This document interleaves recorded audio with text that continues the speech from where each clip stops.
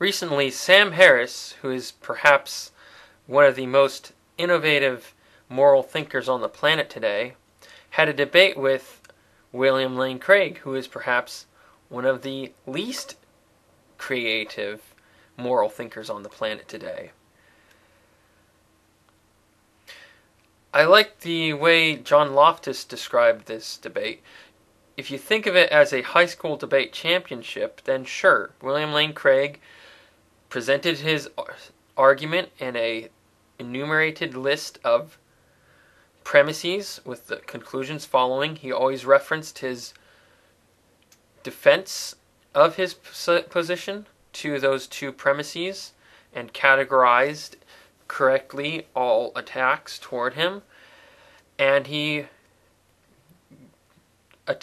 performed rebuttals to Sam Harris's points and summarized all his points at the end of each of his statements and gave a clear, clean, solid, good high school debate school performance. Way to go. But if you think of it as two simultaneous lectures, you get a different take from this debate. And I think what we witnessed is a very innovative moral thinker giving some interesting ideas to think about versus someone who's just rehashing old arguments from 2,000 years ago defending a bunch of nonsense. So I think it was a good debate. I liked listening to Sam Harris's. What I liked about him debating Craig is that it got him to get off of his normal. Normally, when Sam Harris gives his lectures, he repeats the same thoughts over and over again. So I liked this because it got him to shake it up a bit, and I think his speeches were particularly interesting as the night wore on. Craig's was just the same stuff. But I have a few questions for Craig. If I was in the audience, this is the question I would have asked him.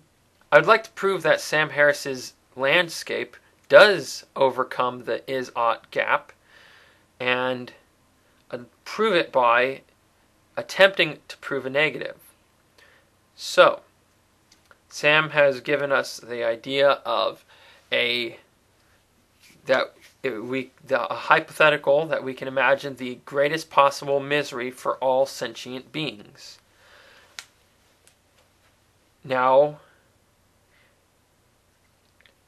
there is a sufficient reason we do not want to enter that the greatest possible misery for all sentient beings for all time, because it would suck. Pretty simple. So that gives a natural answer to is ought, that we ought to try to get as far away from that state of being as possible. So if his moral landscape cannot provide any oughts, then you must provide some equal reason for us to desire the greatest possible misery for all time. So if you can come up with one possible reason that we may desire the greatest possible misery for all time, then you will have proved that Sam's moral landscape can provide no justification for going either direction on the path of well-being, or on maximizing well-being. But since I contend that you cannot come up with such a proof, such a reason to desire, or that we would prefer the greatest possible misery for all eternity, then Sam Harris has overcome the is-ought gap. So my question to William Craig, if I was at Notre Dame, would have been, can you provide one reason for us to desire the greatest possible misery for all time? And if you cannot, then you must concede that Sam Harris's moral landscape has overcome the is-ought gap. Another comment on Craig, one of Craig's objections to Sam Harris's moral landscape is that Sam Harris is applying it seemed like he was objecting to the new way Sam Harris is applying moral language, and that it's using moral language in a way that's simply a practical application. That, we don't want to be miserable, so we ought to do what we must do to not be miserable, but instead maximize our well-being. And he objects to it as if it's wrong to use moral language in a way that does not reflect moral responsibility due to free will. But what's wrong with using the language in a new way? I think it's great to try something new. Is there really anything fundamentally wrong with using this language in a way that has practical applications? I mean, it's not as if your Christianity has done anything useful, or it's not as if the thousands of years that divine command theory has been around, it's not as if divine command theory's had a stellar reputation. And that brings to the final question: why does Craig defend divine command theory when it's been virtually ineffective in regards to creating moral societies? You have first of all, the God itself defends just about every possible moral act as morally good. I mean, this is the same God that's personally murdered, as said in the Bible, 399,933 people, and command the murder of over 2,017,956 people, and those numbers do not include the amount of people who were on the earth during Noah's flood, or 65 entire cities that were not mentioned, the number of people who died.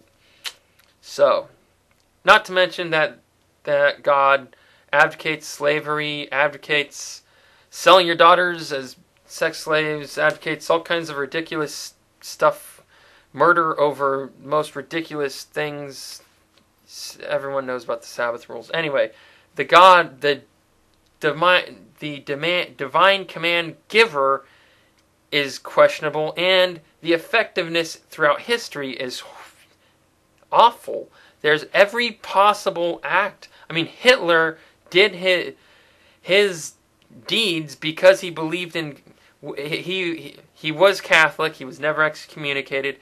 And the ability to get everyone angry at the Jews was because of the 2 millennia of Christians hating on Jews.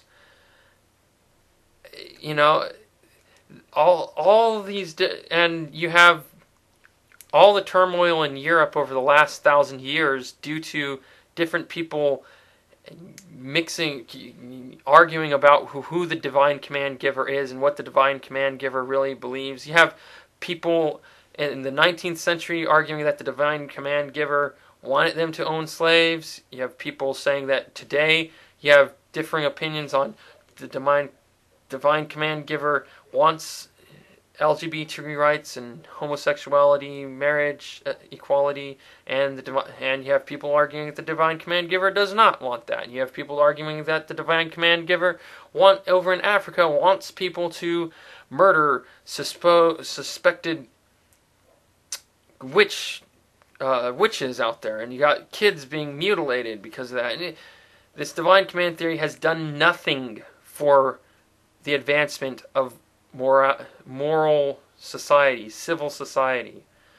And I am very interested in what Sam Harris's innovations in moral philosophy will provide. In the end, that debate showed one person who has a vision for the future, who is coming up with something positive that can change where we're going, where we're headed, versus another person who's just repeating stuff he was told as a child, and that because his father was told that as a child, because his all the way for years and there's just nothing new in Craig's philosophy. But Sam Harris, he's someone that history may look back on as someone who made some very significant changes.